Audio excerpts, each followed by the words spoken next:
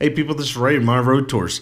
Today I want to talk about mounting solutions for your cameras and mounting those to your vehicle. What you see here is my primary go-to methods or equipment I use to attach my cameras to my vehicles. That's pretty much how I create the videos you see in my Road Tour channel. First off, I'm sure everybody's seen this. These are the standard GoPro mount 2-inch suction cup. Very cheap, but surprisingly effective. This is actually an aftermarket one. You can get them for about $10. And yeah, I'm sure you know, clean this off, wet it down a little bit, apply pressure, lock it into place. So, anyhow, examples of how I use this is on the hood of my vehicle, inside the vehicle, on the sunroof, moonroof, side windows. Now, for whatever reasons, for somehow I have the hardest time keeping this attached to the windshield. It fails about 50% of the time. It really is a hit or miss if this is going to stick to the windshield or not. So I have a different solution for that, and I'll show you here in a minute. But for right now, I'm just talking externally. If I'm going to externally mount this, the only time I do it is if I can use a tether, basically a safety strap. In the event that this loses suction and falls, I don't lose my camera. And you can do this a number of ways: shoestring, rope, cable. I use these little handy little cables. I've got an assortment of different lengths, so I could tailor this to whatever vehicle I'm using. Pretty simple. Let's say my finger's the side mirror or grill on your car. You just run this through there, tighten up. Then you get this screw underneath, connect your camera to your mount. Undo that, insert it through this eye of this cable, and then re-screw it into the mount. In the event that it loses suction, it just dangles. Now, like these little cable mounts, they're very durable. They're rubber coated, so the event that they fall, they don't damage anything. Anyhow, that's what I mean by tethering. Now, in the event that I cannot tether externally, I pull out my 3-way suction cup mount. These are 3-inch suction cups, I believe. Give you an idea. I don't know if you can see that or not, but it's pretty good visible difference between the two sizes. And then you have 3. An example of me using this is on the sunroof or moonroof. When you lock all 3 of these down, it's pretty rock solid. It's not going anywhere. I found this on eBay, I think, for $40, or Amazon, one of the two. I can't remember. It's been a while. It also comes with this extending arm. Problem is, there's only one mounting point for this, and there's nothing to lock it in place.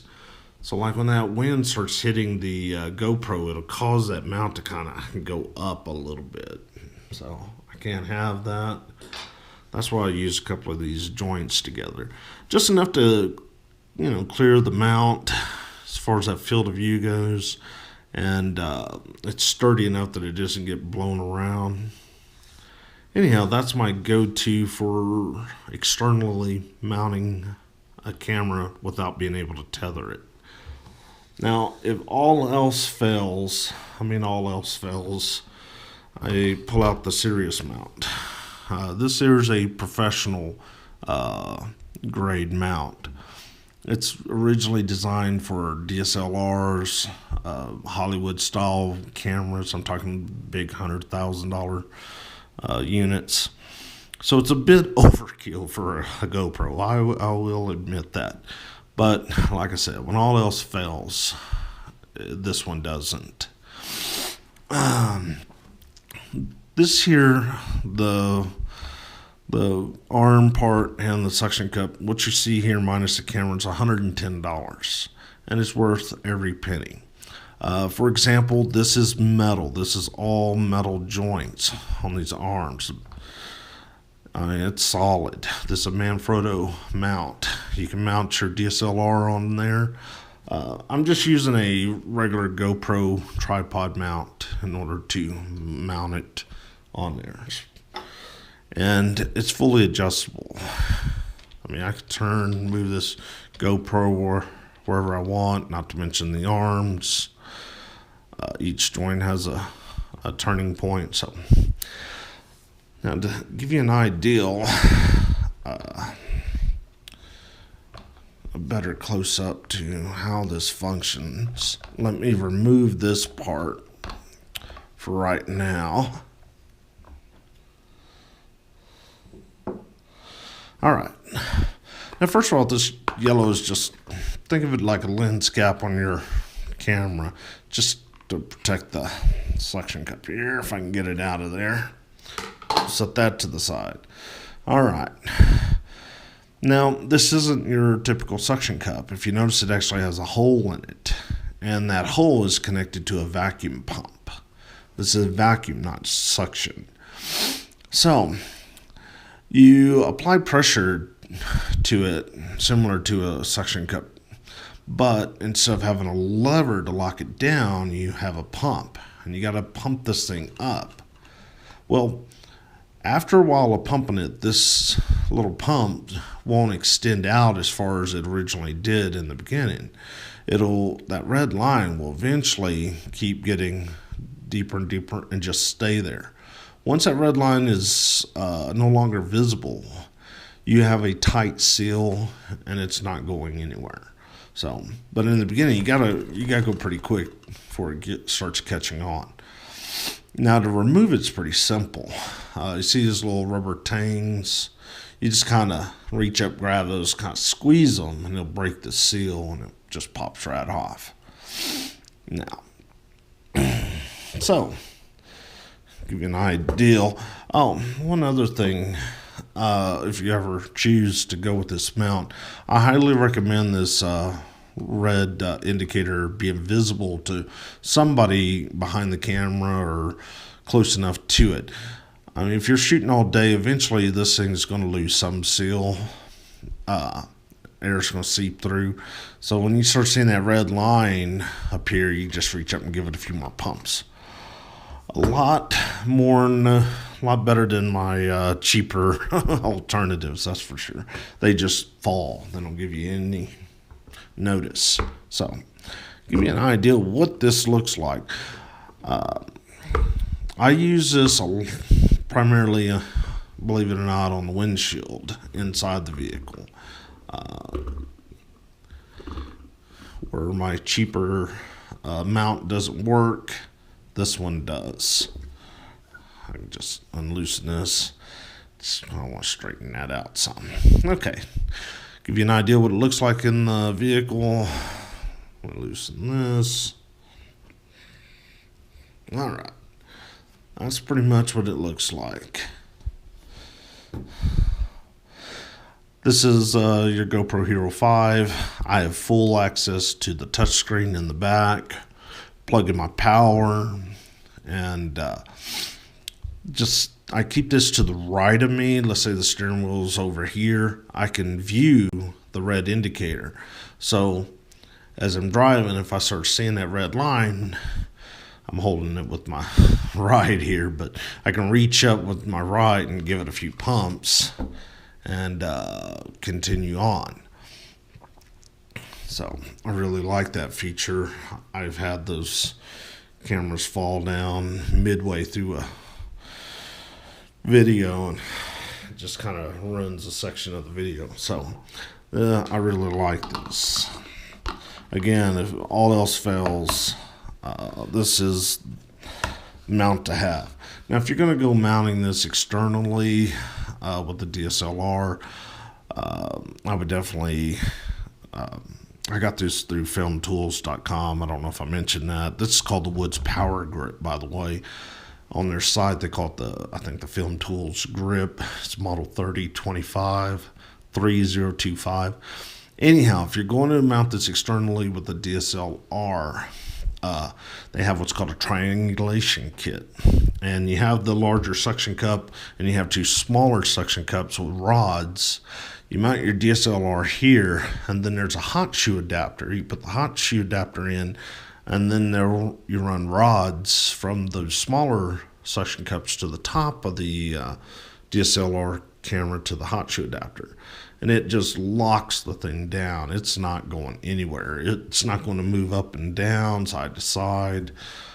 Now your larger, $100,000 Hollywood movie cameras, they'll probably use 4 or 5 of these big 6-inch suction cups. This one's made for, this particular mount is designed to hold 6.6 pounds. So it's no problem with the DSLR, but you start doing those larger cameras and you definitely want a huge assortment of triangulation gear. Anyhow, so put those back there. Now the next thing before I let you go, it's not specifically a mounting, but it kind of goes hand in hand, and that is electronic stabilization. Sorry, I ran out of demo cameras. Anyhow, you slide in your GoPro. This is for my GoPro 4, and I use it with the blacks. Anyways, you slide that in here, but no backpacks, no extended batteries, just what's in the camera. So then you plug into your gimbal, power it on, set however you want it, and it'll essentially lock that GoPro into a position. And no matter how it moves, it will still keep, like if the truck, if I turn, it's going to keep the camera pointed the same direction.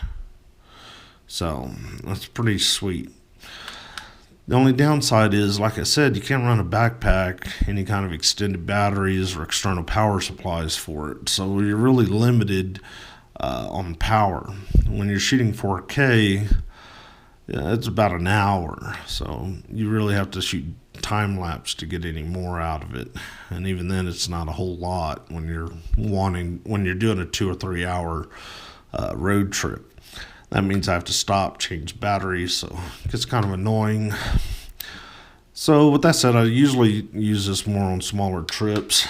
It's great for, walking around, video blogs,